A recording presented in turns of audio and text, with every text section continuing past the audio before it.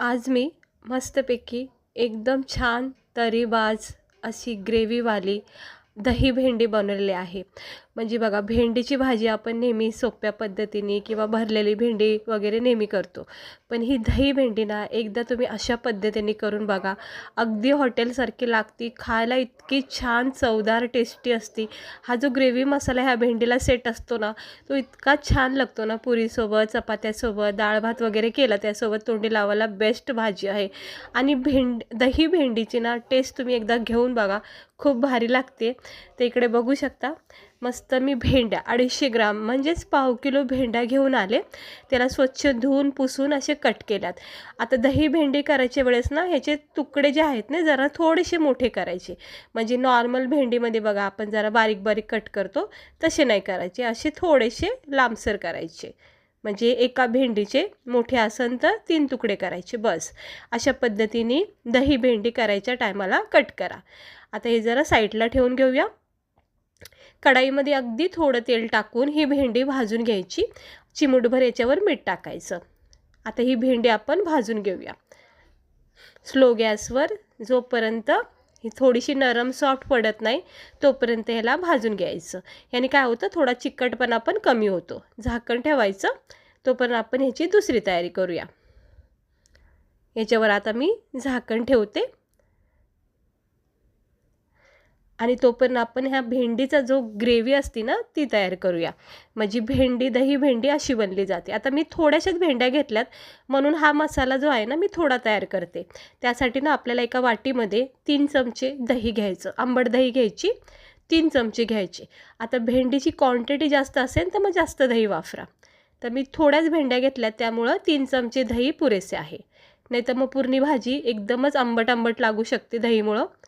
त्यानंतर आपण याच्यामध्ये टाकणार आहोत अर्धा चमचा हळद, त्यानंतर अर्धा चमचा गरम मसाला, अर्धा चमचा धना पावडर, अर्धा चमचा धना पावडर टाकून घेतले. आणि आता लाल तिखट इकडे आवडीनुसार टाका. जर मला झणझणीत चांगली स्पायसी करायची त्यामुळे मी 2 चमचे लाल तिखट टाकले बस. आता हे सगळं साहित्य आपल्याला हलक्या हाताने मिक्स करायचं. थोडंसं अगदी किंचित चवीनुसार मीठ टाका. दहीसुद्धा आंबट असते आणि मीठ थोडंसं कमीच टाका. आता हे सगळं मिक्स करून याची एक ग्रेव्ही बनवायची. क्रीमी टेक्स्चर येईपर्यंत याला असं फेटून घ्या. हलक्या हाताने एकदम असं व्यवस्थित ह्याला फेटून घ्या बस. जोपर्यंत क्रीमी टेक्स्चर बनत नाही तोपर्यंत याला फेटून घ्या. बघा किती छान असा हा बॅटर झालेला आहे तयार. ह्याला जरा साईडला ठेवून घेऊया. तोपर्यंत आपली भेंडी भाजली का बघूया. स्लो गॅसवर मी भेंडी ठेवली होती भाजायला आणि छानपैकी आता ही भेंडी वाफेवर बघा भाजून निघली आहे. बस ह्याच्यामधला भेंडीमधला थोडा नरमपणा तयार झाला की काढायचा. अगदी थोडंसं थेंबर तेल टाकायचं आणि भेंडी भाजायची. आता मी हे काढून घेते. नरम सॉफ्ट भेंडी पडलेली आहे. जास्त आपल्याला गाळ नाही करायची. हे बघा काढून घेऊया. सगळ्या मी भेंड्या ह्या काढून घेते. हे असे डाग पडूस तर भेंडी भाजायची. आता ही सगळी भाजलेली भेंडी मी एका वाटीमध्ये काढून ठेवली. म्हणजे सगळ्या वाफा वगैरे निघून जातील आणि मोकळी सुटसुटीत मग भेंडी राहते. हे असे जरा थंड व्हायला ठेवून द्यायचं. तोपर्यंत आपण दुसरी तयारी करूया. त्याच कढईमध्ये तेल तापत ठेवायचं आणि बारीक चिरलेला कांदा टमाटर परतून घ्यायचं. हवं तर तुम्ही कांदा टमाटरची प्युरीसुद्धा इकडे वापरू शकता.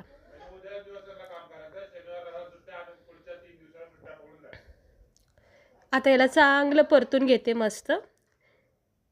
कांदा टमाटर चांगलं एकदम नरम सॉफ्ट होईपर्यंत परतून घ्या. थोडीशी एक अर्धा चमच्याच्या अंदाजाने अद्रक लसूणची पेस्ट टाकली. तुम्ही थोडासा अद्रक लसूण कुटून पण टाकू शकता. इकडे मी अद्रक लसूणची पेस्ट टाकलेली आहे. अगदी थोडी, जास्त नाही, कारण आपण भेंड्या थोड्याच घेतल्यात म्हणून सगळं साहित्य थोडं थोडं वापरते. आता तेल सुटत चाललेलं आहे आणि कांदा टमाटे अद्रक लसूणची पेस्ट चांगली परतून घ्यायची. खूप छान असा सुगंध दरवळतोय. एकदम मस्त कांदा टमाटर चांगलं परतलं गेलं पाहिजे. अजिबात कच्चा नाही राहिला पाहिजे. आणि हे सगळं थोडं परतून झालं की याच्यामध्ये आपण जी फेटून घेतलेली दहीचं जे मिश्रण आहे ना मसाल्याचं, ते सगळं याच्यामध्ये टाकायचं. गॅस अगदी स्लो करायचा. उरलेला जे मसाल्याची वाटी याच्यामध्ये थोडं पाणी घ्यायचं आणि याच्यावर टाकून घ्यायचं. थोडंसं पाणी टाकून मिक्स करून हे पाणी याच्यामध्ये टाकायचं आणि छानपैकी याची एक ग्रेव्ही बनवायची. आता याला हलक्या हाताने जरा मिक्स करून घेऊया आणि स्लो गॅस ठेवायचा. सगळे मसाले व्यवस्थित टाकलेत आपण याच्यामध्ये. आता आपल्याला काहीही टाकायची गरज नाही. बस आता झाकण ठेवते आणि चांगलं तेल सुटेपर्यंत, रंग चेंज होईपर्यंत ह्याला असं परतून घ्यायचं. हे बघा मस्त आता ह्याला असं वरच्यावर तेल सुटेपर्यंत परतून घ्यायचं. थोडा मला गरम मसाला कमी वाटते म्हणून मी टाकते गरम मसाला आणि थोडंसं धना पावडर. हे असे मसाले थोडेसे ॲड करू शकतात जर कमी वाटले तर.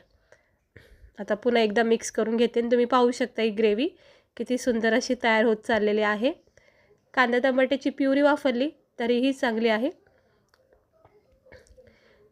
मस्त असं बघा तेल सुटलेलं आहे आपल्या ग्रेव्हीला. सुंदर असं तेल सुटलेलं आहे. रंगसुद्धा चांगला आलेला आहे आणि स्लो गॅस आहे.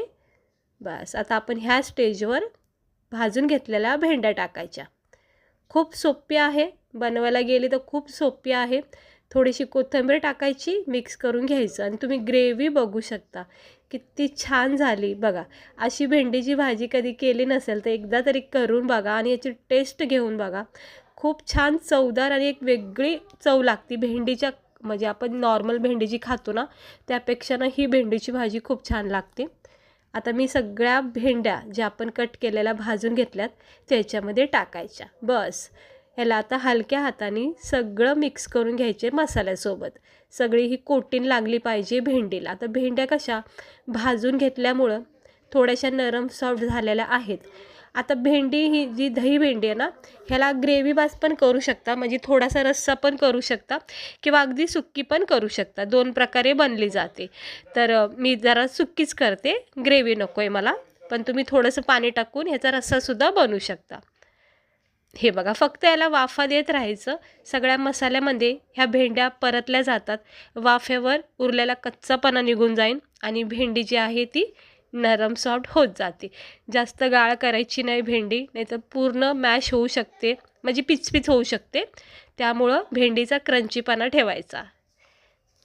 ह्या असं एक 2-3 मिनटं स्लो गॅसवर भेंडीला वाफ द्यायची, म्हणजे मसाल्याचा सगळा ग्रेव्हीचा अर्क उतरतो. सगळे छान मसाले सेट होतात भेंडीसोबत. हे बघा किती सुंदर अशी आपली ही दही भेंडी तयार झाली आहे खाण्यासाठी. आता मी इकडे रस्सा नाही केला म्हणून मी सुक्की ठेवते. तुम्ही रस्सा वाढू शकता. थोडंसं अर्धा कप पाणी टाकून छानपैकी भातासोबतसुद्धा याला खाऊ शकता. झालेली आहे भेंडी आणि चांगली नरम सॉफ्ट झाली आहे. गॅस बंद केलेला आहे आणि फक्त ह्या वाफा थोड्या निघून देते. तर बघा आता बऱ्यापैकी थंड झालेली आहे भेंडी आणि पाहू शकता तुम्ही ही आपली दही भेंडी किती सुंदर झाली बघा. नेहमीच्या भेंडीपेक्षा ही दही भेंडी इतकी भारी वाटते. अगदी मोकळी सुटसुट झाली का नाही, अजिबात चिकटपणा नाही आहे. मसाल्यामध्ये एकदम डीप झालेले आहे. प्रत्येक भेंडीमध्ये मसाल्याची कोटिंग लागलेली आहे. खायला इतका आनंद येतो ना, मस्त वाटते. चटपटीत आहे भेंडीचा एक दहीचा जो स्वाद लागतो ना मसाल्यासोबत अप्रतिम वाटतो. नक्की करून बघा. ही दही भेंडी खूप छान लागते. नेहमीच्या भेंडीपेक्षा ना तुम्हाला ह्याची चव खूप वेगळी वाटेल खायला. गरमागरम चपातीसोबत, पुऱ्यासोबतसुद्धा तुम्ही याला खाऊ शकता, भाकरीसोबतसुद्धा खाऊ शकता, राईससोबत पण खाऊ शकता जर थोडा याच्यामध्ये रस्सा वाढवला तर. खूप छान लागते. नक्की ट्राय करा. पूजामध्ये कुठे कुठे लग्न समारंभामध्ये गुजराती पंजाबी लोक असतात ना तिकडे बऱ्याच जागेवर असं खायला भेटतं. तर नक्की एकदा करून बघा. ही दही भेंडी अशा पद्धतीने केली जाते. तर बघा किती छान दिसते का नाही, एकदम छान रंग आला आहे आणि सुंदर अशी ही दही भेंडी तयार झालेली आहे. चटपटीत स्वाद आहे, दहीचा एक आंबट स्वाद आहे, स्पायसी आहे आणि झणझणीत आहे. तर एकदा करून बघा, सगळ्यांना देऊन बघा म्हणजे घरामध्ये, आणि बघा किती तारीफ होईल. मस्त लागते, अप्रतिम. गरमागरम पुऱ्यासोबतसुद्धा याला खाऊन बघा, खूप छान लागते. आणि दही भेंडी जर केली नसेल आणि जर खाऊ वाटत असेल ना तर अशी तरी करून बघा, खूप सोप्या पद्धतीने बनते. चला भेटते मी तुम्हाला पुढच्या व्हिडिओ